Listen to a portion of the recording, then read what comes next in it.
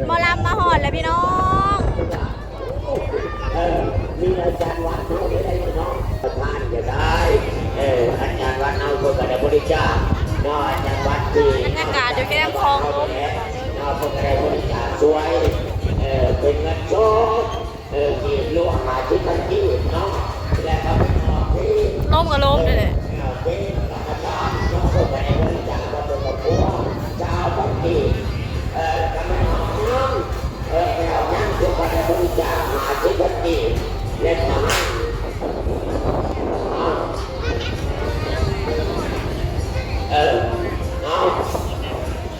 เอาไปจากรถไปจากรถที่ทางไม่ดีเลยทางก็รถที่มารับเลยบรรยากาศจังหวัดพี่น้องเอ้ยรถหมอลำมาหอดแล้วเพิ่นมาหอดแต่เว้นเนาะ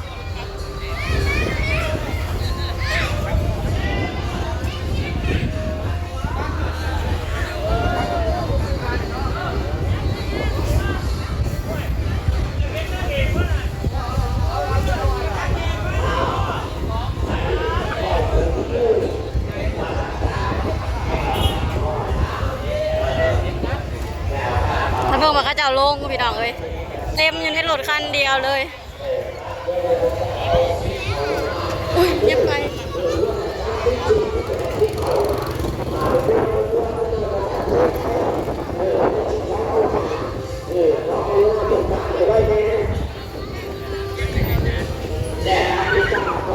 มันล้มเนาะมือนี่เนาะเย็นคักอะลี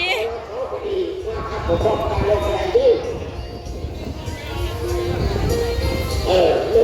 ถไฟชี้แจงเป็นเจ็ดชี้แจงเป็นเจ็ดจะขอผู้ใจน้องเรื่องที่ตัวดีละชี้แจงเป็นเจ็ดอายุไม่มาช่วยกันจะชุดไปแล้วก็ผมไปคนเจ็บเจ็บว่าบรรยากาศก็คือคืนพี่น้องเอ้ย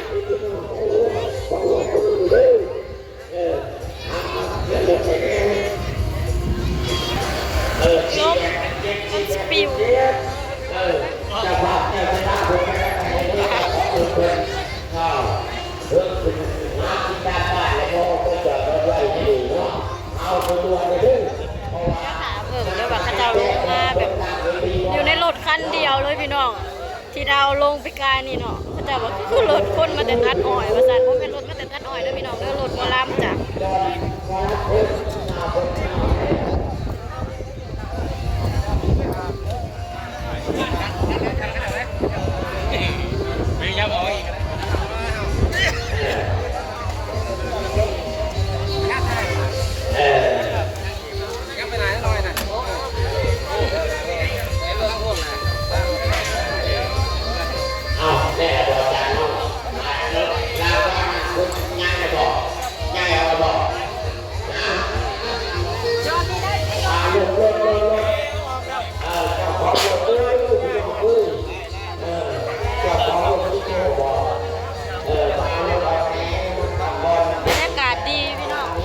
ดีมอลามือคือแบบอยู่แคมป์คลองเลยแคมป์ตะพังคลองบรรยากาศแบบลมพัดบรรยากาศดีแห้งจริง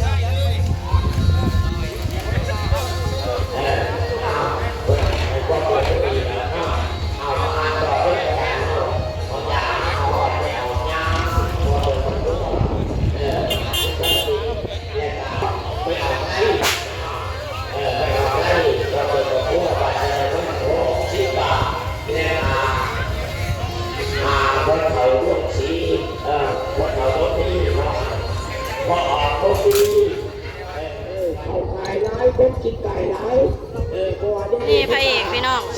ใหญ่ดาวัน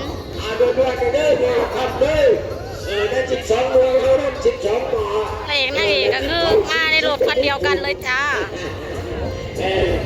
ในชิปคนไทยจะที่ว่าไล่คนไทยมาได้จิตเขา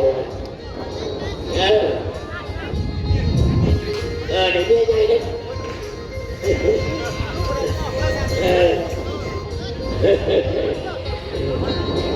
เจ้า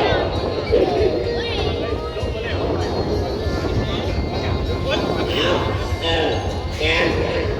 เอาลูกบาลีที่ได้ร้านบริจาค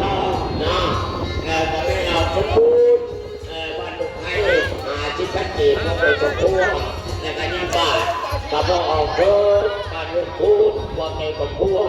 50 บาทก็ไปออกเพื่อนไปออกเพื่อนเพราะเป็นกับพวกเพื่อมันจะบริจาค100 บาทแล้วก็พอออกของนะครับ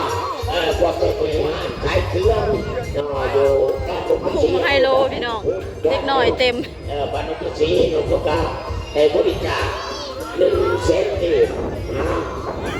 ครับขอบคุณกับผู้หลายๆแต่ฝากจะทำเด้อสักคนจะคนหน้าแต่ที่เราเล่า บริจาควันเป็นผู้100,000 กีบ ม